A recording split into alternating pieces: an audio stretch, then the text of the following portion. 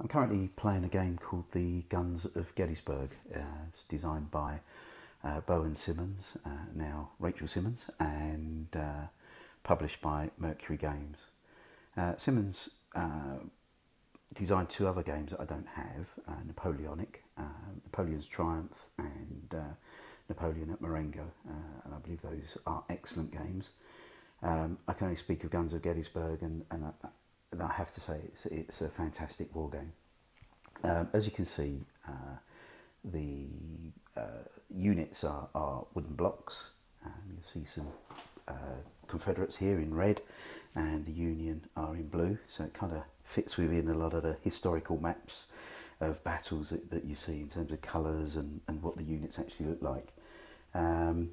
These are the Confederate units that are yet to arrive, and over here I have rather a large number of Union units that haven't arrived. Hence, this game is going to see the end of Gettysburg probably on day one of the battle, July the 1st. Let me tell you a little bit about the game. As I've mentioned, it's a block game. Let's just take this Union unit here. Can we see it? Okay, so that's part of Howard's Corps. The fact that it's got two flags there indicates that it's at full strength. Put that back somewhere near where I took it from. As blocks are reduced, they can become weaker by having these more sort of tattered flags. The mechanics are diceless. It's all based on strength of position, strength of attacking units, as you'd expect. But the key decider in most battles are careful play of artillery. As you can see, here's some of the battle tokens. And they really make a huge difference, because the attacker can bombard positions and the defender can then counter barrage and launch defensive strikes, which either knocks out the attacker's artillery or reduces units.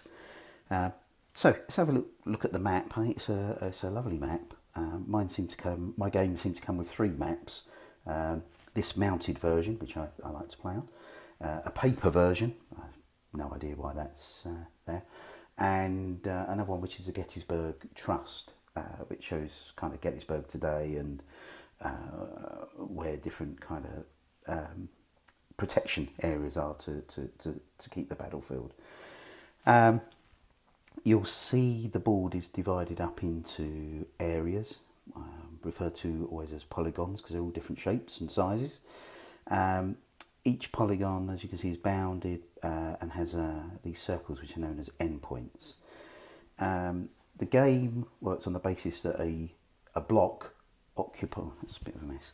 Block occupies a position.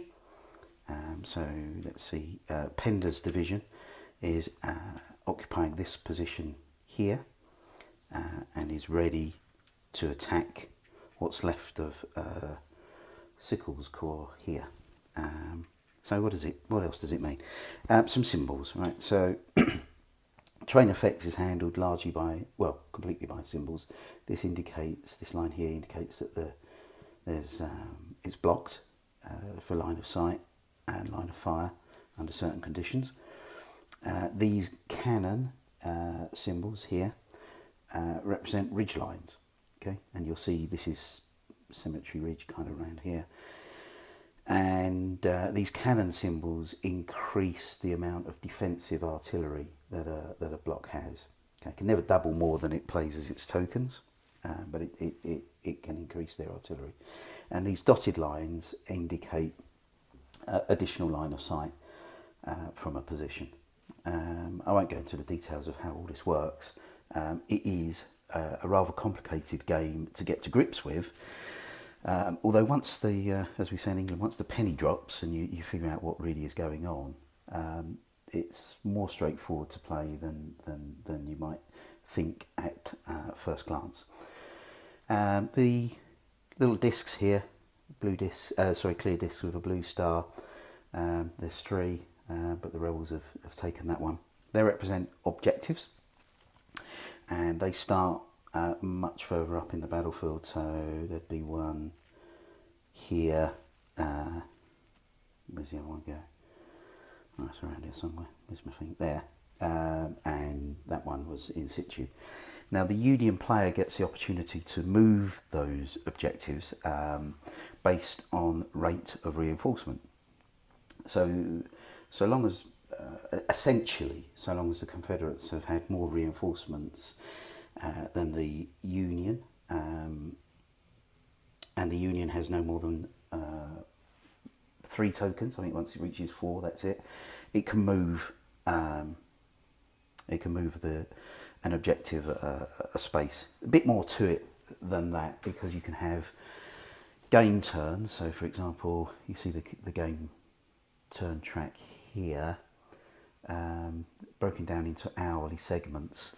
But you can, depending on the orders that an army is operating under, you could potentially have a turn that's 1 hour long, when that's usually when one of the sides is attacking, or it could be, depending on the number of blocks on the board, it could be sort of 3 hours long, and in which case you need to keep track of when reinforcements have arrived, so that you can figure out, how many times or how many objective moves the Union gets.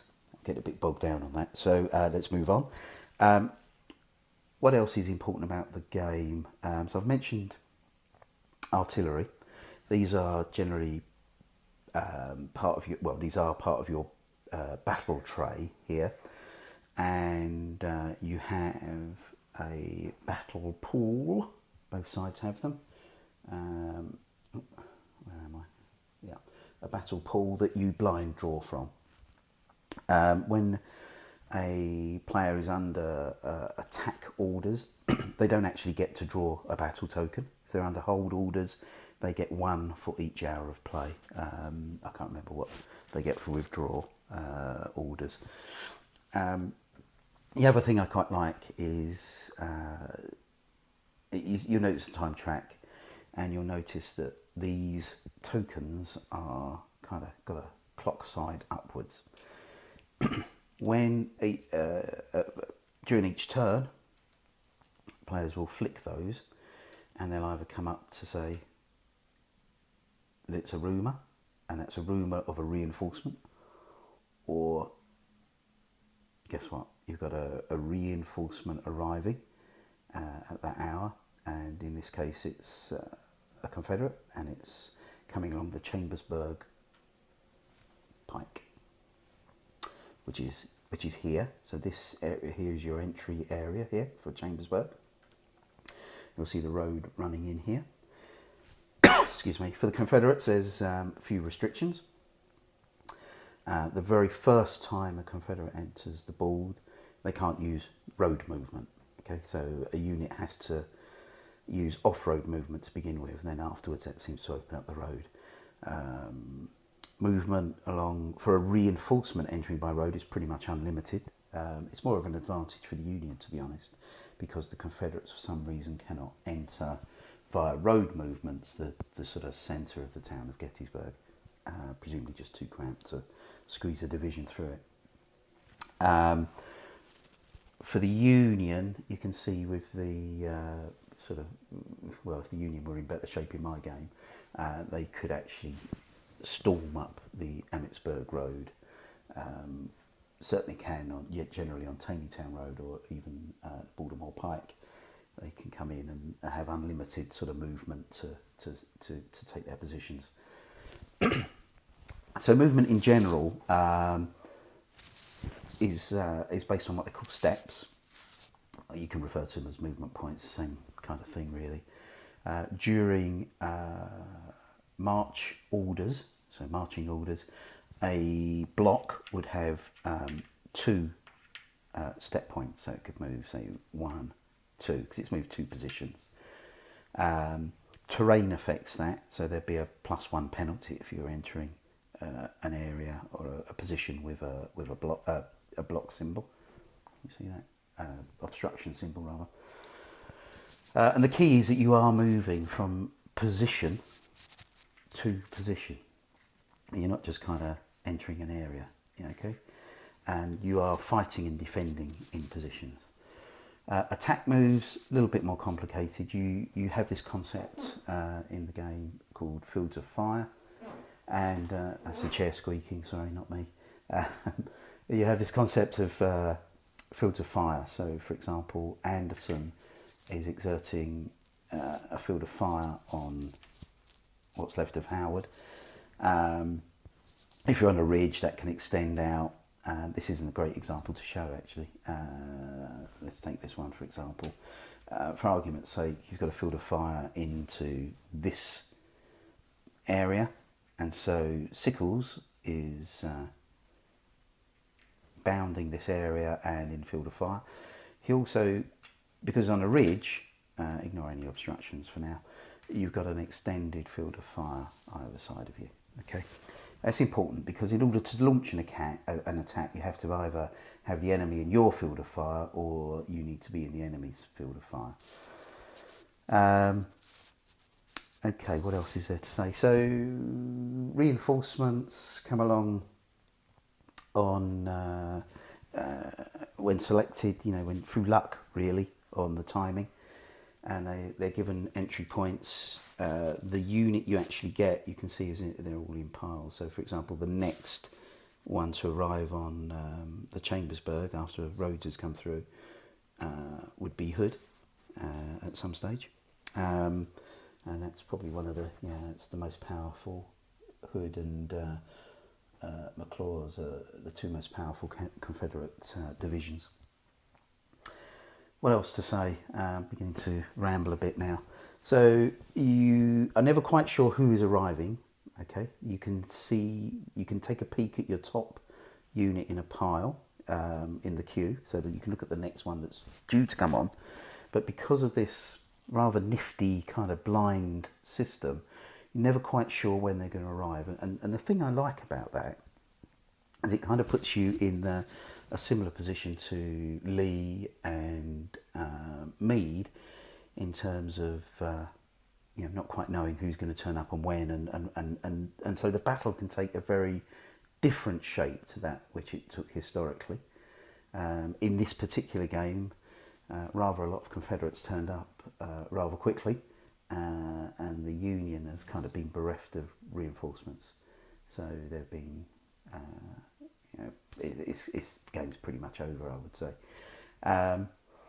But it can work the other way. You can have the Union arrive in force early and the Confederates have got a real fight on their hands, or you can have a more balanced arrival. It just makes it interesting. No two games are the same. I personally rate this game very highly, and I think if you take the time to have a look on Board Game Geek, you'll see an awful lot of praise about this game.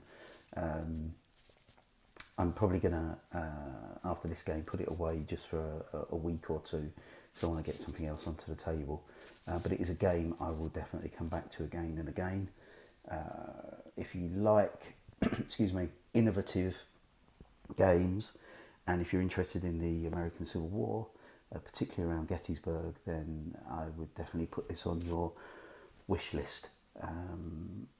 So I hope this video hasn't been too rambling, and hope you've enjoyed it.